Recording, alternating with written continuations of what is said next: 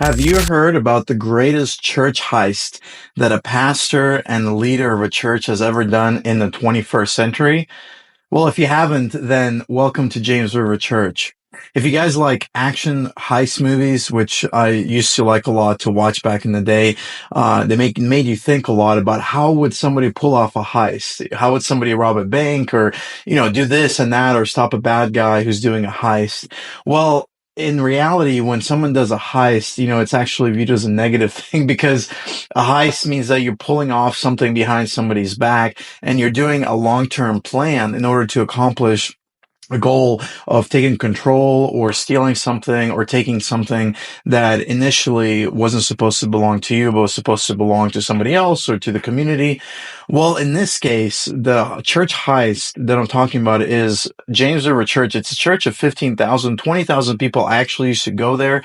I used to volunteer there on a security team, so I used to be pretty familiar with the church and some of its structure to a limit because I wasn't executive high levels. But what happened since last year was that on this channel and other Christian channels who didn't not go to James River Church, I personally have, but they've exposed something that happened where James River was called out for the performance of a sword swallower, which is based on pagan stuff, and it was inside of a church men's conference, which shouldn't have been inside of a church men's conference because it had nothing to do with seeking Jesus Christ further and reading the Bible.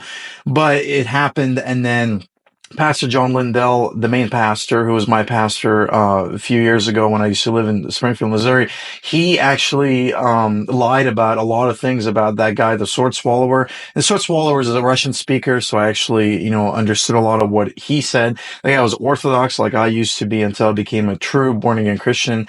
But John Lindell lied about that guy, and then it became like this huge thing. Whereas Mark Driscoll and John Lindell, and Mark Driscoll has his issues of authoritarianism. Back in 2012, there was this series called "Rise and Fall of Mark Driscoll" or Marcel's Church.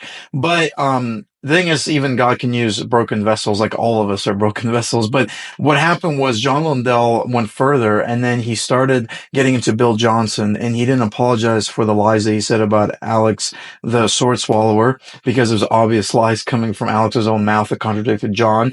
And then it became further a big deal because he started inviting Bill Johnson, saying how much he learned to read the Bible in a new way because of Bill Johnson. And it's like crazy because if you look at Bill Johnson, he says a lot of unbiblical things that sound very new age. They sound biblical because he has a lot of truth as a Bible teacher mixed with lies. And so Bill Johnson talks about being like God, like Jesus was not really God. He was a man in right standing with God, which kind of ignores the half of God's nature, which is his divinity. And it makes you seem like, well, if you can be like Jesus, then you can do all the healings that he's done nonstop. But the thing is that even Bill Johnson could not heal his eyesight because he wears glasses. He couldn't heal, I guess, somebody's wife dying of cancer. Couldn't heal that from happening. And then so it's like, well, how can you be just like Jesus when you can't just heal on command? Jesus could, because he was one with the Father God, and he was one of the persons of the Trinity. So he's God. So he has every authority to command sickness and body to be healed because he created the body. So the thing is that there's a lot of teachings I don't want to get into because I've made videos about Bill Johnson exposing him. But the thing is that what I want to show you guys today is somebody who went to James River for a long time, Grant Olson. You might have heard about him on Facebook. He's been exposing John Lindell, but it's because Grant Olson actually grew up. His whole family was raised there. He was part of the executive board there. He didn't know that he was being swindled by the church membership back in 2019.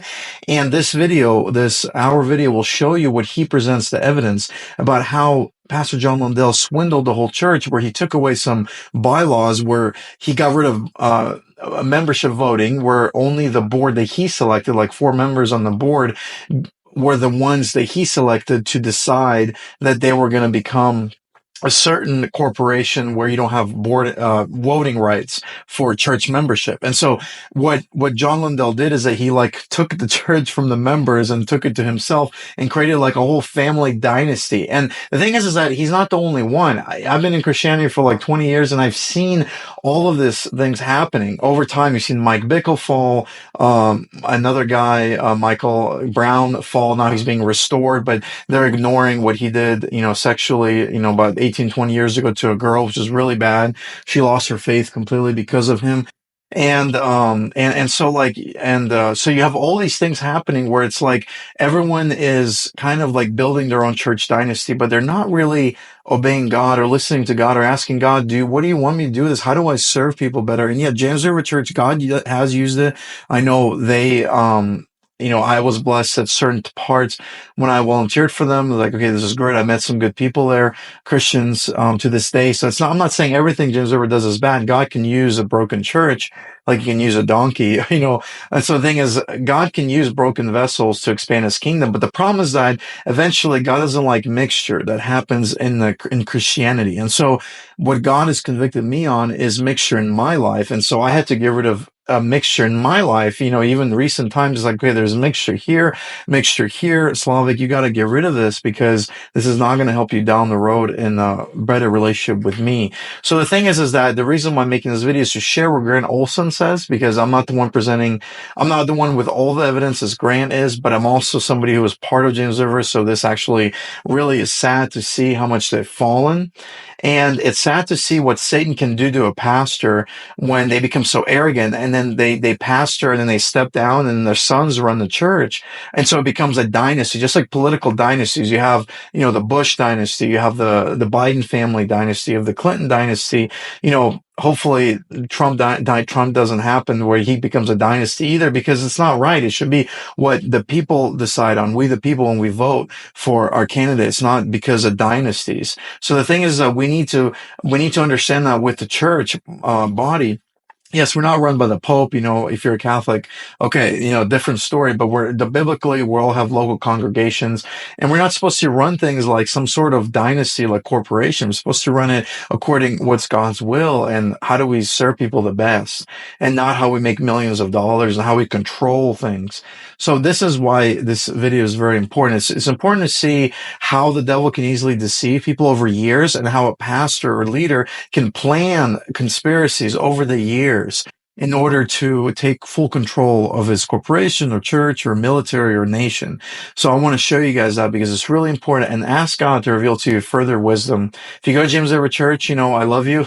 Might be even a former friend of mine who I met there. I love you, and it doesn't mean that you're not saved. But the thing is that it's important to pray and ask God, Lord, is this the right place for me to be in where I can grow, or am I being compromised slowly but surely? So I hope this video blesses you guys, and let me know what you think in the comments. God bless. John Lindell, you have now proven yourself to be a liar, a false teacher, and now a thief. The evidence is all there. So you've lied repeatedly without repentance, which makes you a liar. You've taught a different gospel repeatedly without correction and being uncorrectable. That's a false teacher. And now it's obvious to anybody with two eyes that you methodically planned and used your authority and trust to manipulate the church and really avoid your own bylaws and ignore them, just bypass them, which is unlawful, and take the church for yourself, and then leave the assemblies of God, which you couldn't do and you really can't do because you never got that authority from your church. Why am I addressing this so head on? It's because I am not afraid of you, John. I do not know why people are afraid of you. You're just a man. We should be more fearful of doing the wrong thing and watching abuses happen in our church. The Assemblies of God should. The church leaders there at James River Church should be way more fearful of what their complacency and silence in this whole situation should cause for them with God's judgment. He's clear that we don't just get to turn a blind eye to all of this injustice and wrong that's happening at James River Church. I'm not afraid of you, John.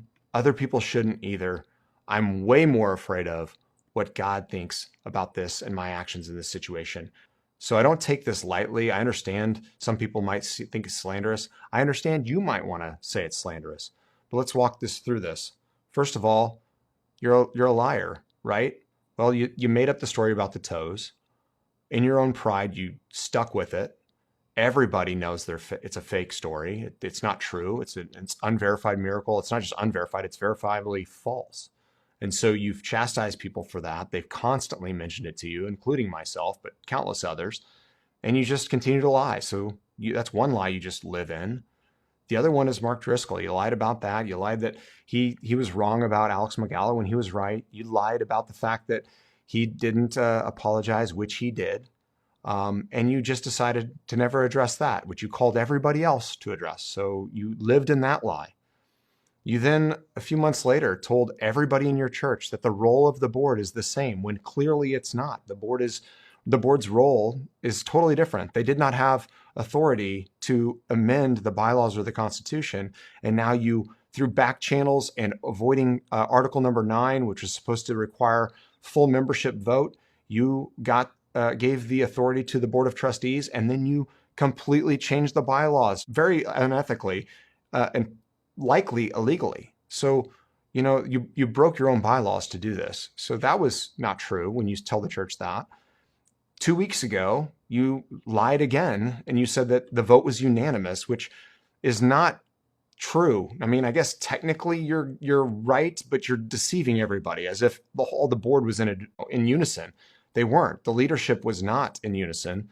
One of them resigned over it. So you've constantly lied against all sorts of correction and ability to repent, and your pride is stuck in the way, and you decided just to be a liar. When it comes to being a false teacher, we all can make mistakes and error. I mean, I'm sure I do. But when I'm corrected on it and I look at scripture and I bring it into context, I don't just live in it. You've invited known heretics, Bill Johnson and Todd White, who's perverted beyond belief, I've shown that, who teach a different Jesus, one that can just be like, right? We can be just like, who emptied himself of divinity, which is not true. That's not the Jesus we serve. That's a different gospel. The Bible teaches us that if we present a different gospel, then we don't have God. And you've done that repeatedly. You've told everybody it's always God's will to heal. You've said you can get partial heal. And you said you can lose your healing. You've taught people incorrectly that if you just had enough faith, God would heal you. So if you don't get your healing, well, you gotta pray harder. You gotta have more belief, more faith. And we're not talking about trusting in God. You falsely taught people that it's not God's will, or Jesus would never have a reason for you to suffer. And clearly Scripture teaches us that suffering causes perseverance. Perseverance causes character, and character gives us hope. So you're totally out of bounds with Scripture, teaching a false gospel and giving promises, putting words in Jesus' mouth that he did not put there, that he did not have.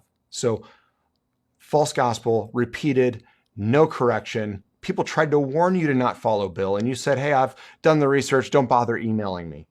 You are a false teacher by all evidence that has been presented. And now you are a thief. I don't take that lightly. You're probably thinking, man, that's a pretty tough claim. Yeah, you're a thief. I look back over 5 years and the orchestrated plan you set in motion. You were the only one who knew it, or your attorney and you were the only one that knew it.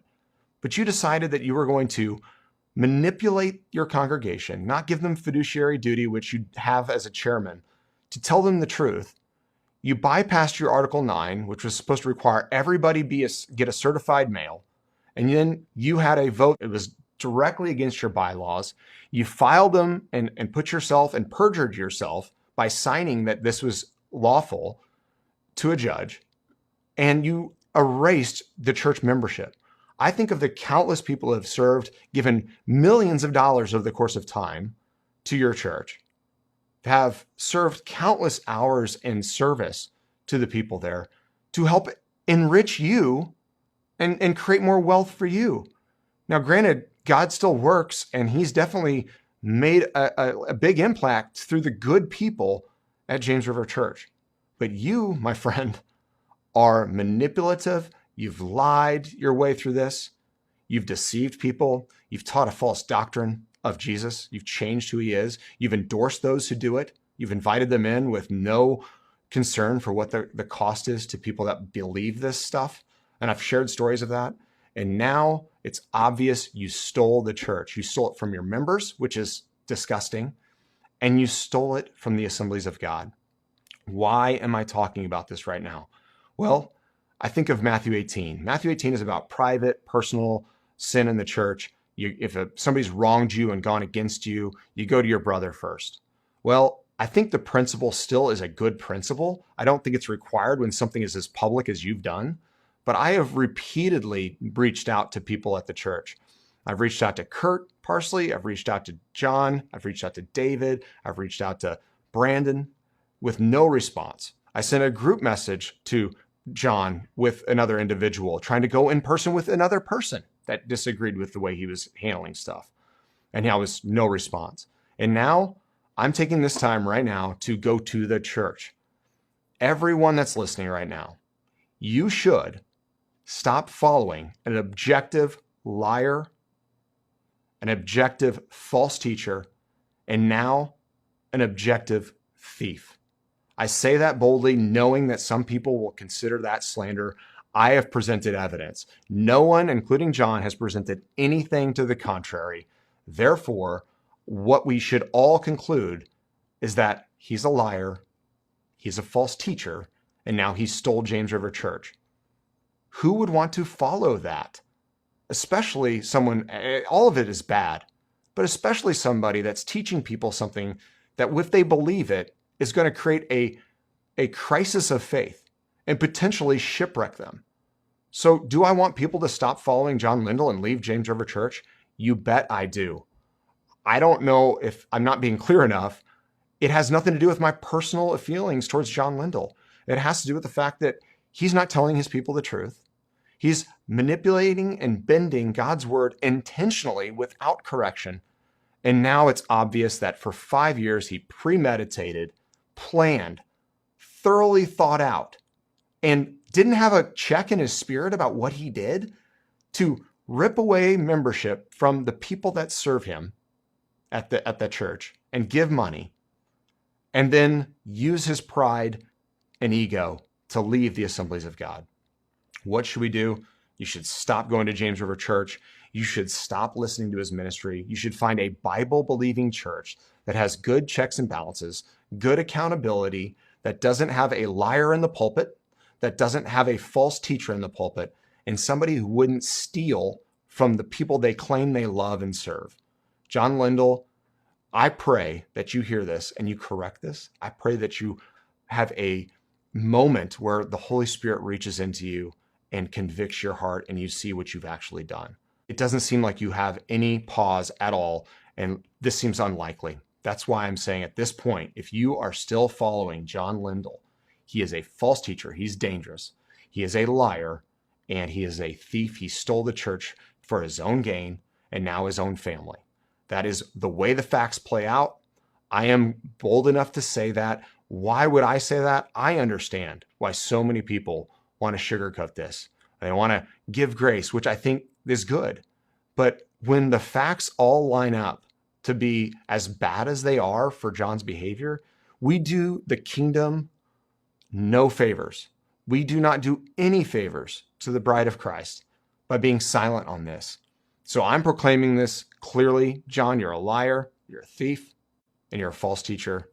People should stop following you. They should go find a biblically based church without somebody so unfit to lead a church. By every standard in the Bible, you are totally disqualified for leadership. And to the Assemblies of God leadership, Don Miller and Doug Clay, do not be afraid of man. You should fear God way more. The Bible teaches us that. And if you're afraid because John has threatened missions money, do you not believe God can provide for the missionaries without John Lindell and James River's church? If this is a blackmail that you're worried about, rather than doing the right thing for the church members and the rest of the Assemblies of God, and setting a standard that pastors don't get to take full ownership and control of a church away from the church membership or the Assemblies of God, right? I'm super scared for where you guys are at if you have no action on this. It speaks volumes to the level of credibility and what matters more. Please tell me money doesn't matter more to you than doing what's right and doing what's right for your people, doing what's right for the church, and standing firm on truth, right?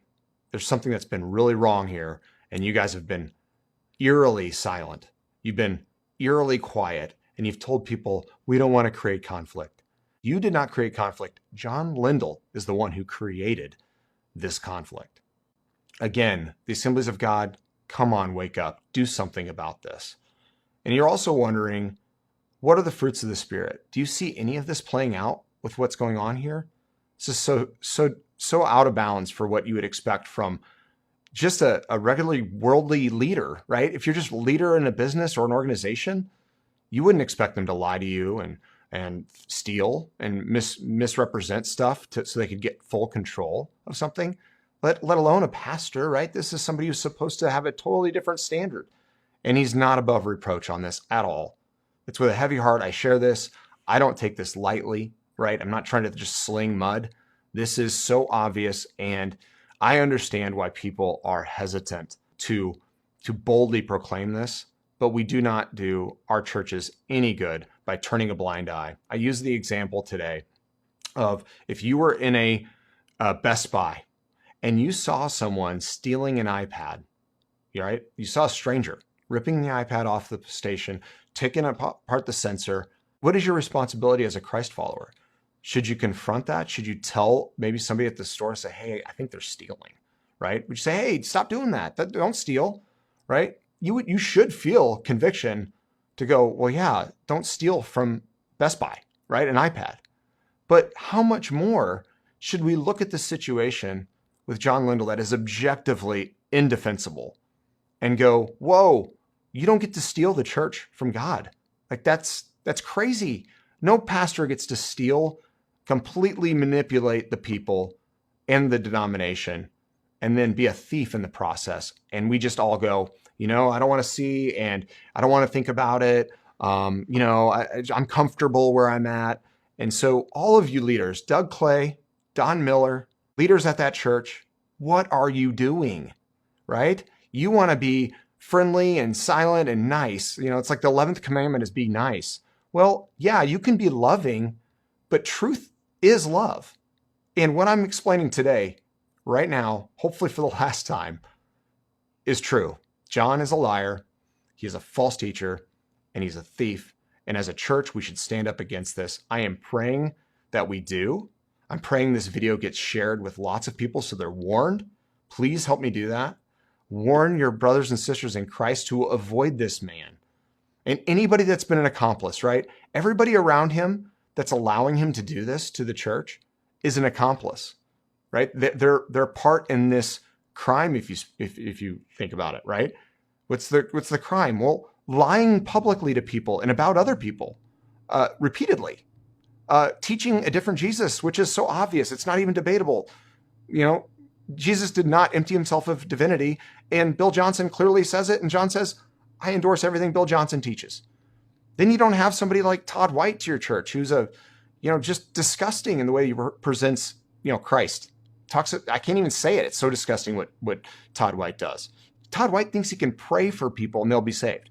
He doesn't think it's a personal decision that they have to make. Think about how nuts that is. And then finally here, you've stolen the church, John. I pray you don't get away with it. Not because I've got some vested interest in that. I just look as a Christ follower and go, this is wrong. I have to call this for what it is and encourage other people to be bold when they're maybe scared, maybe they're timid, maybe they're worried about the repercussions. This is an objective reality. And I pray that people will rise up, change this narrative. Don't let you get away with what you've done and stop following you as a pastor. You're not a Christian pastor. No Christian pastor does what you've done. I don't know of anyone I could possibly encourage any family or friend to trust that's done anything like what you've done. And show me where I'm wrong. I mean, I've shown the video evidence. I've shown scripture. I'll leave it at that, guys. Praying. We all need to be on our hands and knees praying for the people of James River. We're going to pray like it depends solely on God, and we're going to proclaim truth in love as if it solely depends on us. Both are important. We can't negate the two. We should pray. I will say this, after addressing it like this, as boldly as I am, I have no intention of continuing down conversation about how John's misrepresented himself and the abuses that he's had on his church. Barring brand new information of severe stories that people want me to share, I'm kind of ready to move on to teaching, out of context Christianity on our page, right? Where we just take verses commonly taken out of context to mislead people and then use that scripture in context to help proclaim the truth of the gospel and help people that have maybe suffered like we have through the word of faith doctrine, the NAR doctrine. We're sympathetic, Lauren and I. We get it. We've been through this, and you feel ashamed. You feel silly that you fell for it. You feel dumb sometimes. And we want to help guide people to the truth of the gospel, the good news that we have in Christ. John leaves the Assemblies of God. We're all going, did we miss something? All right, that's kind of like how we're all at right now. Just when you thought the deceit probably couldn't get any worse, I've got bad news for you. I have discovered something that I feel like will be a shock to almost every one of you. And it's going to take me some time to methodically go through it and share with you, and so you can see kind of the punchline. But I promise if you stick around, you're going to be shocked. I don't know how long it'll take, but I'm going to try to be diligent and get through the material that I've prepared. If you're wondering why in the world, Grant, have you spent so much time? Because you're going to see I've put a lot of time into preparing this and researching what I'm going to show you today. Why did you do this? And why would you put so much effort? You just want to take down John Lindell. And I want to clarify all of that. I've had countless members reach out to me with their frustrations, their hurts, the fact that they feel deceived and they got kind of cheated out of their voting rights is how they feel. And so James River Church and John Lindell have a lot to answer for. And my concern is that this is going to continue to be repeated if good people don't stand up and shout the alarm. Most of these people that are super concerned have a lot to lose. If they were to speak up like I have, they might lose their job. They might lose their friends, their family. They might be called hateful names, right? They might have all sorts of things assumed about them. And some of these people are board members. Some of them are leaders in the church. Some of them been there for 20, 30 years, have been members. So they have a lot to lose, both financially, both friendship-wise. And I understand, and I'm sympathetic. For myself, I guess I feel like I don't have much to lose.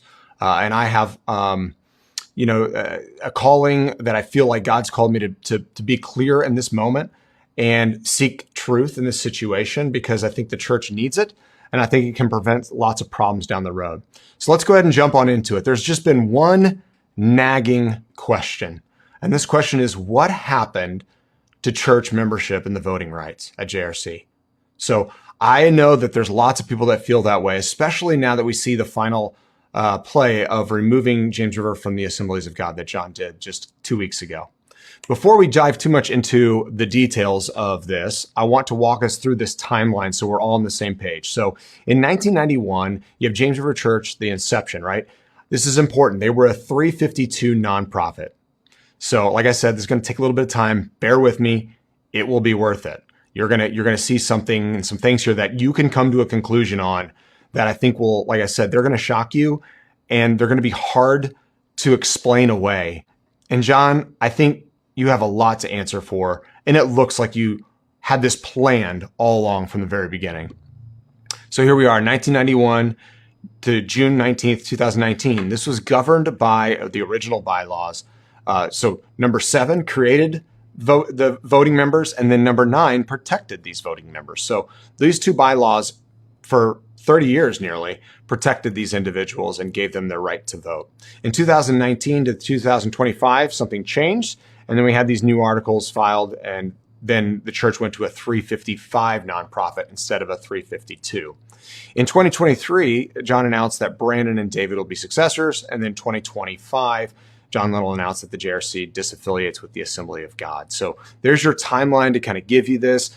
Obviously, something happened in 2019. I'll cover that in just a second. So here we have this Article 7. And Article 7 is protecting what now?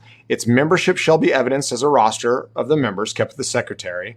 Active members, right? It gives active members. And those members who are in class entitled to vote shall be limited to 1 vote per member. So there's our Article 7 of the original bylaws of the 352 organization. Then something happened here in a meeting on June 19th, 2019.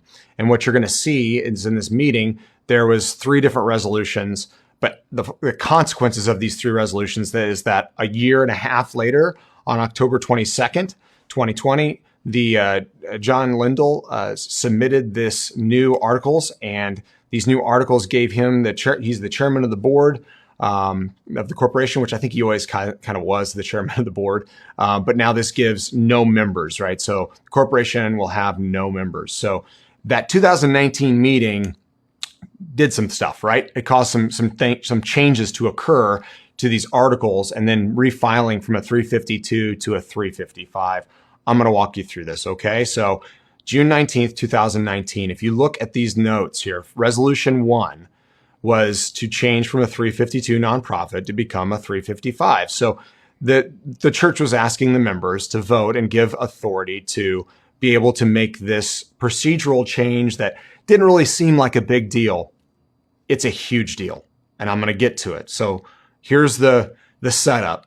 352 to a 355 is a big deal, and we'll get towards it at the end. Resolution 2. This constitution may be amended by 2/3 vote of the membership. Now it's going to be the board. So this, and I've covered this before. So the resolution 2 is basically giving the control to the board to amend the constitution. Same thing here. This is giving the control to the board to amend the bylaws. And that was not a unanimous vote, but both of those votes did pass by an audible vote. And supposedly these changes were to give better strength to the board to be able to make decisions and be able to acquire property and grow more effectively and efficiently. So that's what it was phrased at after talking to multiple board members. So hopefully that's got us a little caught up. Let's go to the next thing. So after this, right? So immediately after that vote, what does this board do with this newly found authority? They go and they do this, right? This corporation will now have no members. So not have members. So it erased the membership that was in the original bylaws when they went from this 352 to 355 and filed new bylaws. Let's get into some questions, and I'm going to go through some of the things that I was able to easily find by doing some research about nonprofit corporations. So did the chairman of the board, John Lindell, or the board of trustees have this authority to remove members since they now had this new authority to amend the Constitution and bylaws? Remember, Resolution 2 and 3 gave this amending the Constitution and bylaws to the board of trustees. Can they go and take that authority that they just got? Can they go and actually remove church membership? Let's see if that's something that the law allows. So when you look here, and I'll be reading off the screen, but I'll go full screen so you can see it a little more clearly. Sorry.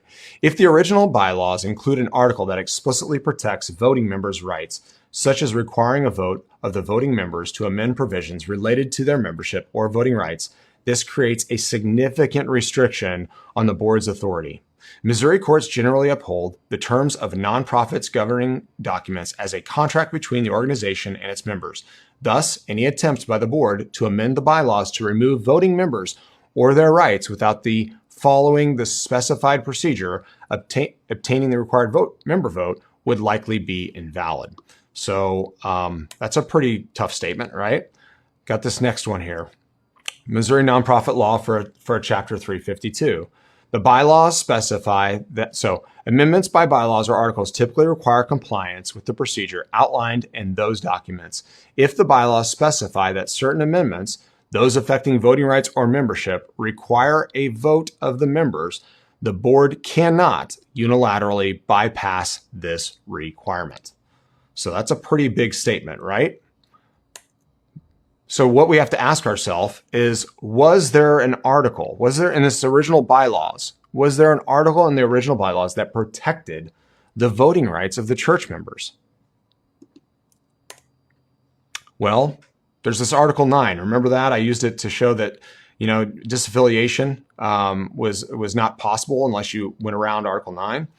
Well, Article 9 doesn't just protect Article 4, which is the disaffiliation article, but it also protects this article number, I'll try to get my mouse over there, article number 7. And what does it protect it with? It protects it with 100% of the voting members at a special business meeting have to agree to amend Article 7.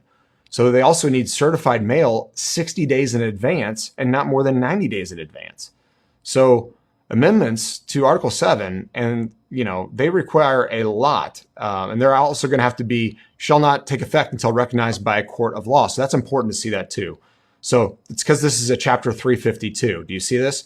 Any amendment of Article 3, 4, 7, which is the one I'm talking about, if they're changed with 100%, you can see they're 100% unanimous vote.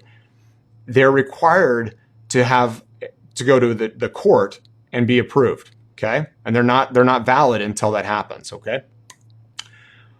Well, what is article number 7? Article number 7 is stating the members, right?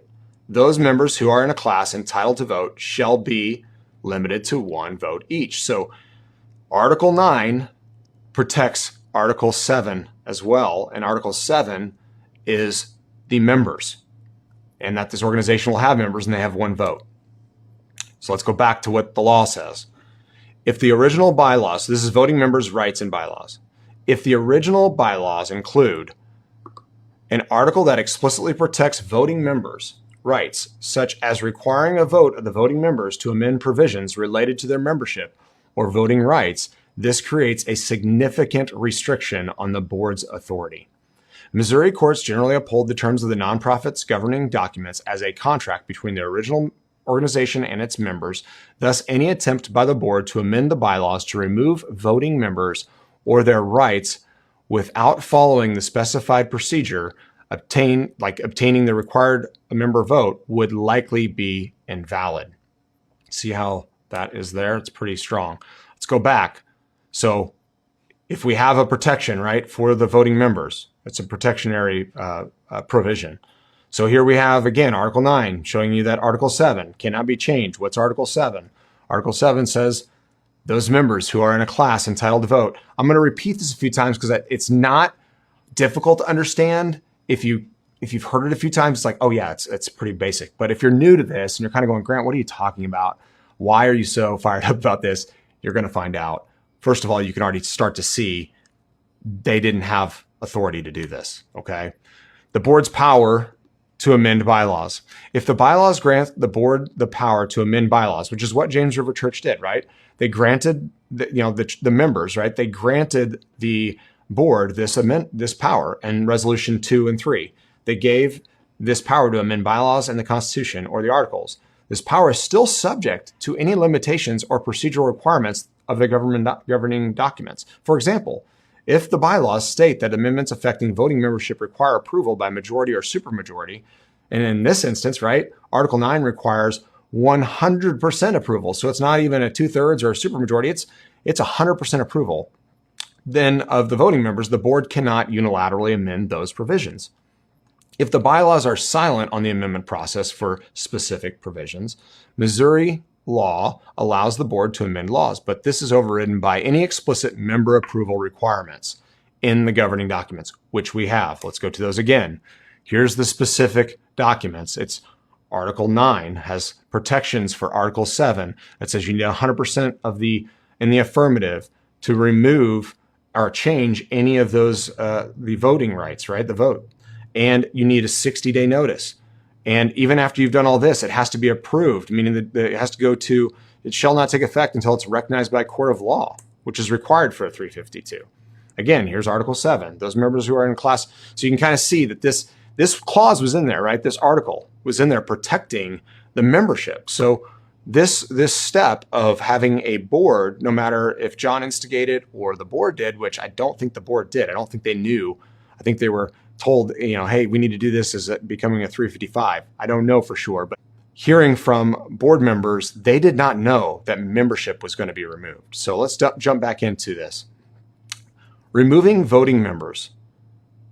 Now, following a membership termination process outlined in the bylaws is what you have to do this, okay? If the bylaws protect voting members by requiring their approval for amendments to provisions designating their membership, the board cannot remove these members or their voting rights through a unilateral amendment. Doing so would violate the bylaws and potentially Missouri law. Again, Article 9 protecting Article 7. There's your Article 7. Potential conflicts and legal risks of doing this, right? If the board attempts to amend the bylaws, which they did, to strip voting rights or membership, which they did, without following the required member vote, once again, which they did, such an action could be challenged in court by the affected members. Missouri courts may invalidate amendments that violate the organization's governing documents or statutory requirements. Members with voting rights could argue that their rights are protected under the bylaws as a contractual obligation, and any improper amendment infringes on their legal rights. So all of those who voted on that night, and even people that didn't make it to vote, but those that voted and thought they were voting just to give authority for amending the bylaws and constitution, and then subsequently lost their voting rights as members, the law, from every way I'm reading it, says you can't do this. So it was an unlawful action to remove the voting rights. It gets worse, I promise you, and it's much worse. So practical considerations, if bylaws clearly require a member to vote, amend the voting membership provisions, the board's power is limited. If the organization seeks to change its structure, eliminate voting membership, it may need to follow a multi-step process, including obtaining the necessary member approval and ensuring compliance with Missouri law. So this is all just kind of repeating itself over and over that you can't do this. So what's the conclusion? Let's go full screen. In Missouri, a board of trustees of a Chapter 352 nonprofit with the power to amend bylaws and constitution. That was the James River Church after the 2019 authority, okay? And articles, they cannot, so power to amend bylaws, constitution, and articles cannot use this power to remove members with voting rights and their membership if the original bylaws explicitly require a vote of the voting members to amend the provisions designating their membership. Such a requirement in the bylaws creates a binding limitation on the board's authority. Any attempt to bypass this requirement would likely be invalid and subject to legal challenge. Reads pretty clearly, doesn't it? And that's all pulled with the help of AI from the bylaws, the governing 352 and 355 laws, okay, for the state of Missouri. Could the chairman of the board instruct the board to remove members since they were changing from the 352 nonprofit to a 355? So this question came up to me. Like, I'm thinking, okay, they switched from a 352 to 355. Doesn't seem like a big deal. Can you remove these members if you do that, right? It's not like allowed because we're just starting from scratch again. So if ever you want to change any of the articles rather than follow the rules in the articles, you just go, you know what? Let's change our status, our chapter to a chapter different than what it is. And then we just file new articles. Seems kind of like nefarious and pretty ridiculous if that was allowed, but let's ask the question. Can you remove members since they were changing from a 352 nonprofit to a 355? Well, let's dig into this. So legality of removing members' voting rights. So this is supermajority requirement in the Chapter 352 bylaws. If the 352 bylaws explicitly required a supermajority vote, 2/3 vote members. Remember, Article 9 in the original bylaws of the 352 required 100% vote. To amend provisions related to member voting rights, this provision is legally binding. So the provision that was in their original bylaws is legally binding. Here's another thing it says. The approval process must comply with the original bylaws and applicable law under Chapter 352 at the time of the change. So what the law is saying is that, hey, you can't just change from a 352 to 355 and kind of scrap the whole thing and start over from scratch. Obviously, the issue here is this all got everybody, including myself, going, this is incredibly unethical. And then you ask the question, it seems so unethical.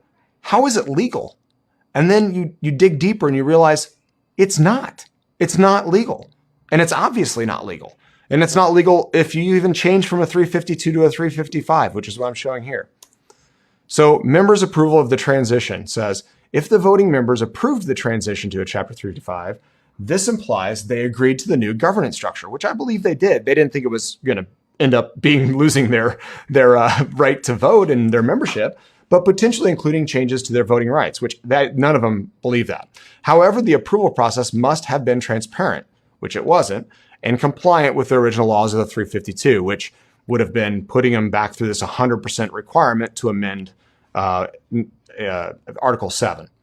For example, if the original bylaws required a certain vote threshold or notice period for amending member rights, those rules needed to be followed. If they weren't, the transition or subsequent actions, like removing voting members, could be invalid. Here's the potential legal issues. If the board bypassed the original bylaws protections during the transition by not obtaining proper member approval or ignoring specific voting requirements affecting members could argue that that transition or subsequent removal of their rights was improper. This means if the Chapter 352 bylaws had a strong protections for voting members, which once again they did, right? We know that they did. So if the Chapter 352 bylaws had strong protections for voting members, those needed to be followed unless explicitly amended with proper approval, which they weren't. Let's keep going here. Did the chairman of the board, John Lindell, knowingly violate the law, right? The reason I'm asking this question to you, John, if you're watching, and those that are really concerned, by the way, this is different than other issues with John. This seems to show a extreme level of premeditation. So did the chairman of the board, John Lindell, did he knowingly violate this law? Or did he just not know any better? Maybe he just didn't know.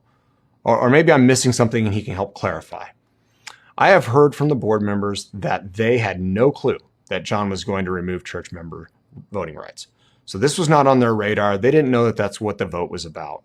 So they did not have that understanding at that time. Neither did the church members. So is it lawful? Well, I ask, what's the law say about this? Based on the information I provided, the chairman's actions to have the board remove board or member voting rights in the new Chapter 355 bylaws without adhering to the supermajority vote requirement in the Chapter 352 bylaws is likely unlawful for the following reasons. The supermajority requirement in the Chapter 352 bylaws is a contractual obligation. Amending the bylaws to remove voting rights without obtaining the required supermajority vote violates the corporation's own governance rules, rendering the amendment invalid. Missouri courts typically enforce bylaws provisions unless they are illegal or against public policy. So that's pretty good, right? It tells you that this 352 to 355, it's not some sort of loophole. So, you can't get rid of voting members just because you have authority transferred to the Board of Trustees to amend bylaws in the Constitution. You can't remove membership just because you change from a 352 to a 355 nonprofit. So we got some more questions to ask. If the actions that John took were unlawful, which I just showed you, I don't know how you come to a conclusion they weren't unlawful. I don't know if he knew that he was being unlawful, or he knew. I don't know. Then how did no one catch it? This is the $1 million question. I'm going, as I'm studying this and realizing, wow, this is a violation of law. Seems pretty clear, right? I mean, anybody watching this right now is going, yeah, it's pretty straightforward. So why would no one catch this? Where's our legal system? Who didn't stand up and go, wait a second, you just can't do this? Well, there's a number of reasons why this goes unchecked, right? And one of them, and I already mentioned it, is people don't want to speak up against somebody they love and care about and trust, and someone that if they do this, they're going to be shunned, right? So most people trust their pastor. Most people, including these board members, don't read or know nonprofit laws or read the bylaws, right? Let's revisit this 352 nonprofit to a 355 nonprofit. Could there be a deceptive reason for this mechanism? What I'm about to show you guys is going to be very eye-opening, I believe, to the intentionality here. You're going to draw your own conclusions. I'm going to show you what the law says about this transition from a 352 to a 355, because you're wondering how did this not get caught in the legal process of transitioning these bylaws. So let's go back to this, right? Remember in June 19th, 2019, this is the first resolution. Hey guys, we need to change from a 352 to a 355. 355 is more modern, a little cleaner, a little more simple. We just need to update to this nonprofit. Seems like no big deal. Unanimous, right? And you can see the board member there. Unanimous approval. No issues getting the church to go, yeah, let's do this. Make a switch from a 352 to 355. So it's very important to understand. 352 is pre-2019. 355 is post-2019. So it's the one that removed the voting rights, the 355 articles, okay? So what's really important that we understand before I go one step further, because this is about to be the punchline, is this judicial approval process, okay? Let's read this together. A court's role is to ensure the amendment complies with Missouri law, the nonprofit's governing documents, and principles of equity if the amendment violates voting members' rights by bypassing required member approval or disenfranchising members. A court could invalidate the amendment or require modification to protect members' rights. So pretty clear here that this judicial review process is designed to help catch if the amendment violates voting members' rights and by bypassing the required member approval and disenfranchising them. You can see it right there. This judicial oversight can correct harm by restoring members' rights or ensuring proper procedures are followed. It can also prevent harm by blocking an amendment that would unlawfully strip members of their voting rights. So judicial approval process, it's kind of an important thing, right? You see why. So you're going, okay, this 352 to 355, where was this judicial approval process? Like, why did this not happen? I mean, that's the question I'm asking. I'm going, judicial approval seems great. It would have likely caught this amendment and this change that removed voting rights without using the original bylaws to go through the proper steps to do so. Well, let's look at the nature of a 352 nonprofit. Judicial approval is required.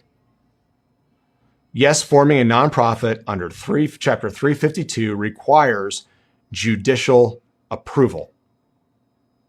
Amendments to the Articles of Chapter 352 Corporation also require judicial approval.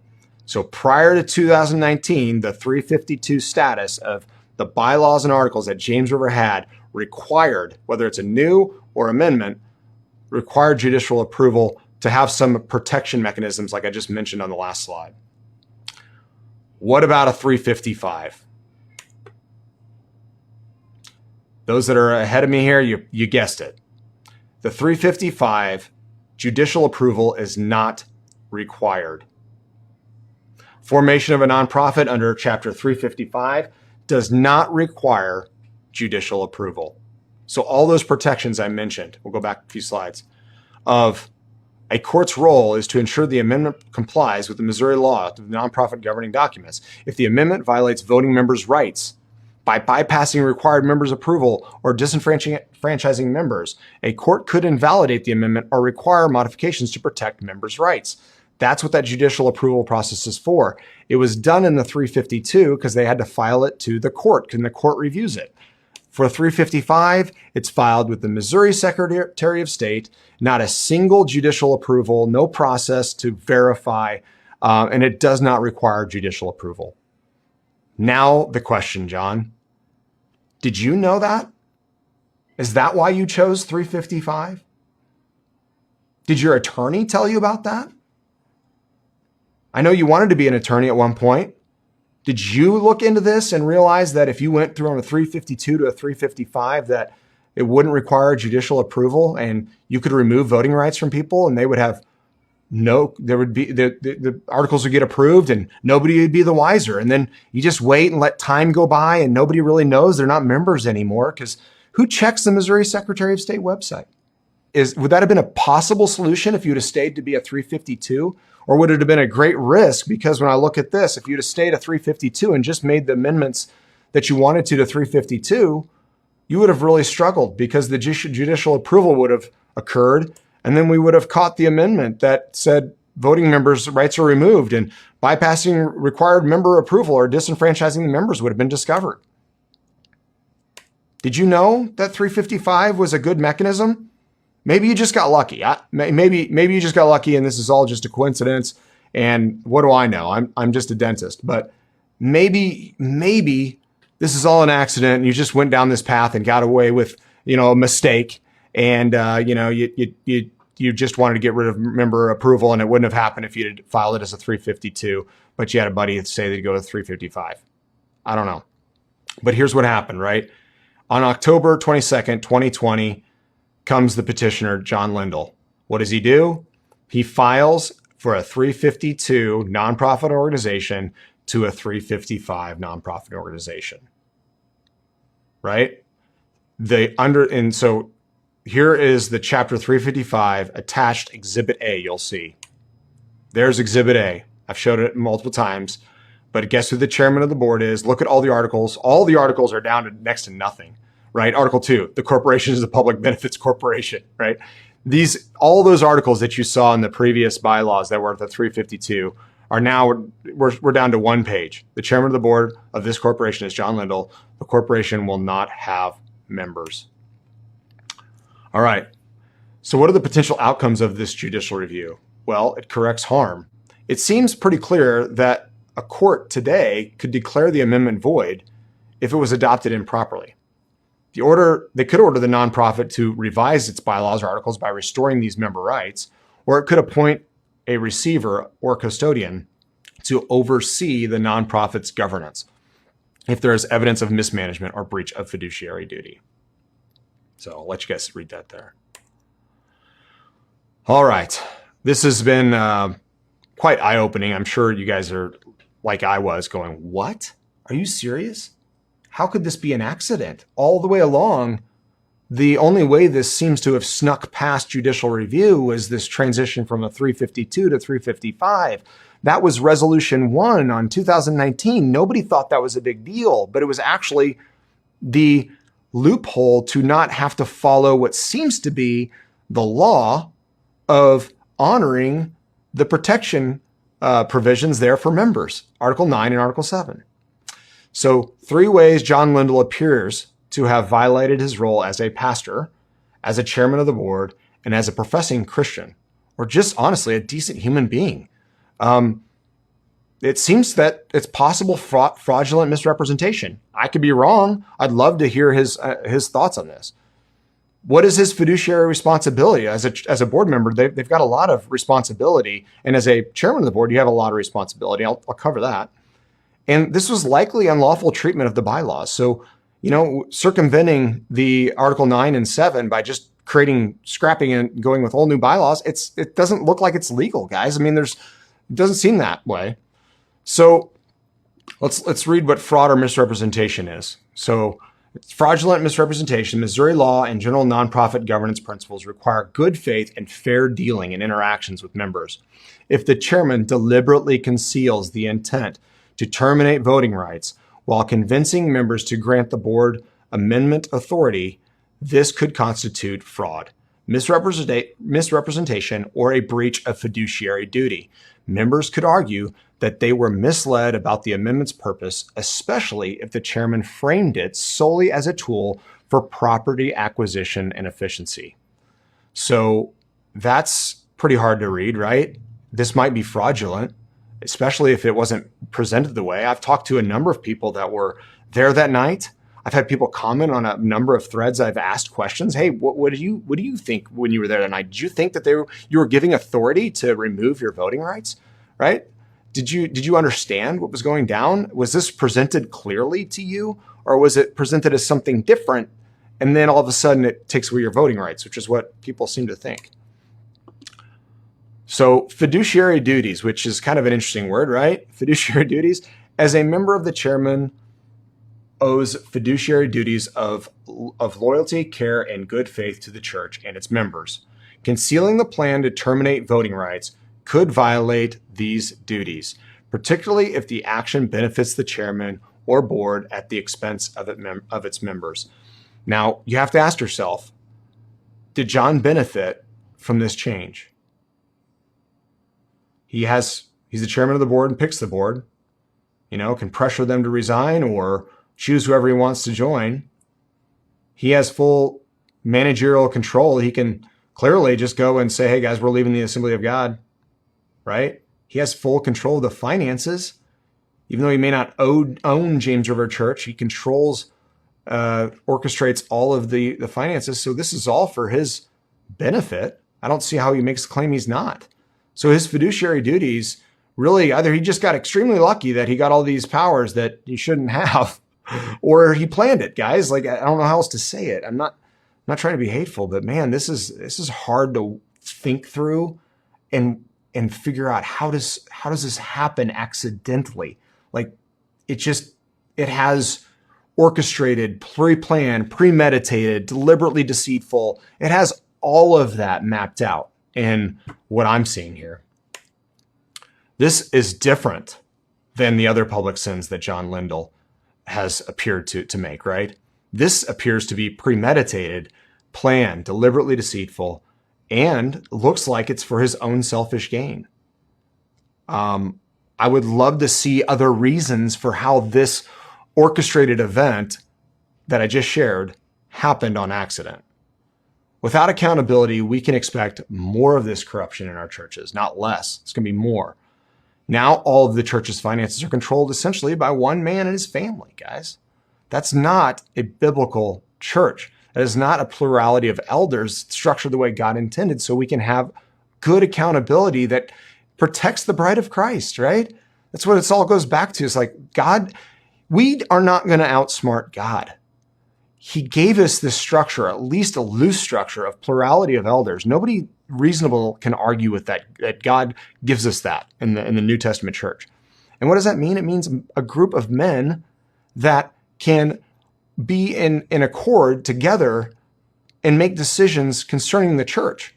And that's not happening when you have a chairman that handpicks the board and they have no connection to the church. And that's what we have now. I think I'd like to finish with this. What do we do with this information, right? I mean, I shared a lot here. Hopefully you've learned and have a lot more questions about John Lindell and what he did. And did he master plan this all along? I would say share this with those church members that were harmed. So they may have a legal recourse here.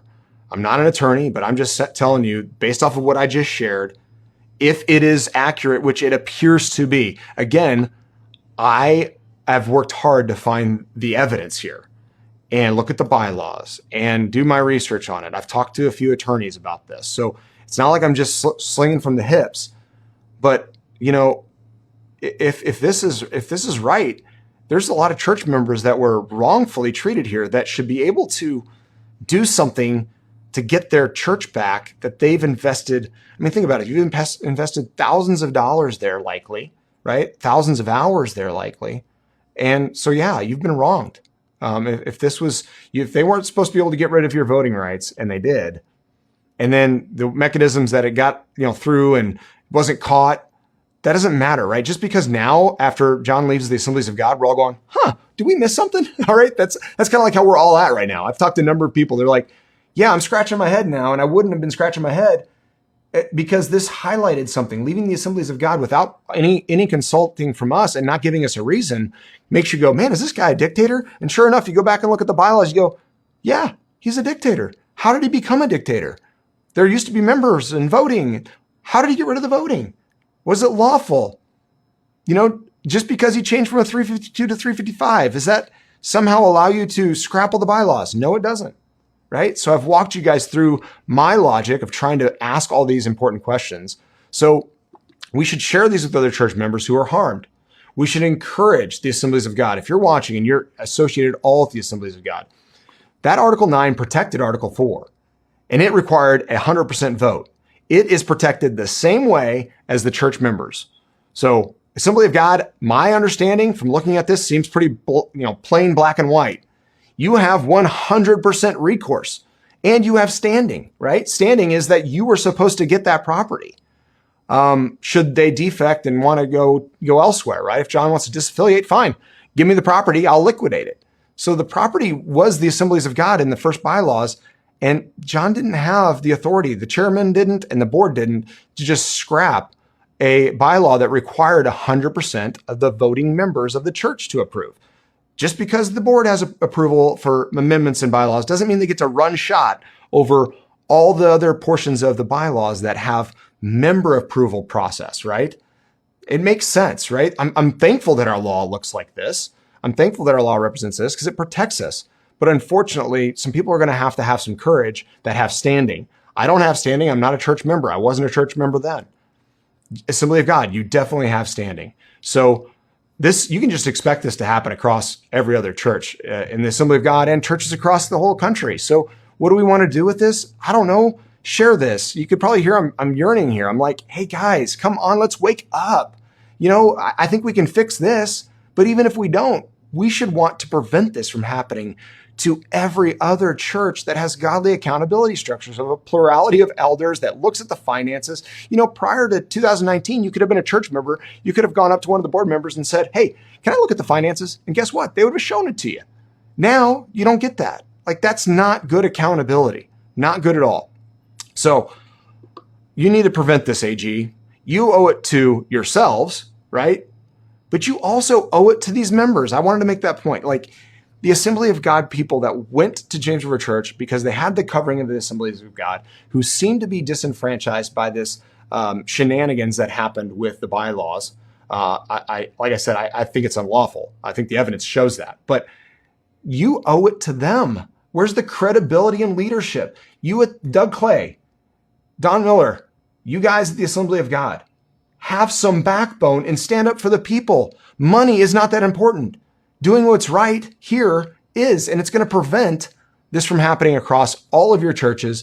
And it'll be a light to other churches saying, we don't allow for one man to take control and own a church.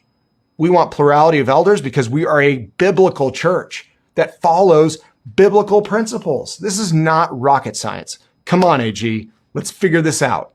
Pressure them if you know anybody from the AG. I'm calling those guys out. Then we should share this with the church as a whole to make certain that this tactic to take over the church, turning it essentially into a family business and harming the bride of Christ stops and ceases. You can tell I'm pretty passionate about this. As I've gone through this, I know there's hundreds, if not thousands of people that have chose to leave James River Church. And this is one of the main reasons. And I get it. The amount of perceived deception, premeditation, planning that had to go on to get this accomplished, it's almost impossible to see this as an accident. And it even goes to the level that it seems like it's unlawful. I mean, fiduciary duties, right? Fraudulent misrepresentation, possibly. And then, not caught because it was a different mechanism of 352 to 355 to escape judicial review. So yeah, I'm pretty frustrated, pretty fired up. I wish, more people in the church, not just Assembly of God, when I say church, Big C church, would stand up for this. Second Baptist, good for you. I'm proud to see that they're going, you know what? We're not allowing this here. So Second Baptist in Houston, you did the right thing. Good job. Assembly of God, come on, jump on.